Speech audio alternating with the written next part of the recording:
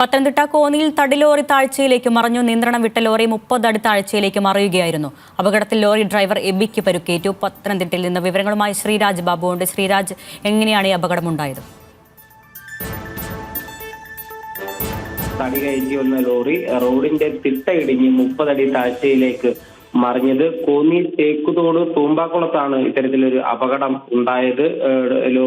വാഹനത്തിൽ ഡ്രൈവറും അതുപോലെ തന്നെ ക്ലീനറും ഉണ്ടായിരുന്നു. ഈ ക്ലീനർ ഈ അപകടം നടന്നുടൻ, അതായത് വണ്ടി ചരിഞ്ഞുടൻ തന്നെ വണ്ടിയിൽ നിന്നും ചാടി രക്ഷപ്പെടുകയായിരുന്നു.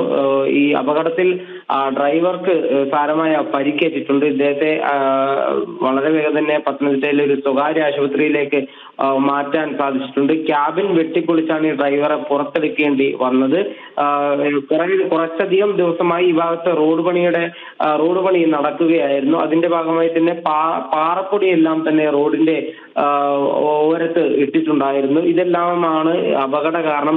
ലോറി തെന്നി മാറാനുണ്ടായ കാരണവും മണ്ണിടിഞ്ഞ് ലോറി മറിയുന്ന ഒരു സാഹചര്യത്തിലേക്ക് എത്തിയതെന്നുമാണ് നമുക്ക് ഈ ഘട്ടത്തിൽ മനസ്സിലാക്കുന്നത്. പരിക്കേറ്റ ഡ്രൈവറെ പത്തനംതിട്ടയിലെ ഒരു സ്വകാര്യ ആശുപത്രിയിൽ പ്രവേശിപ്പിച്ചിട്ടുണ്ട്. അരുണ്യ.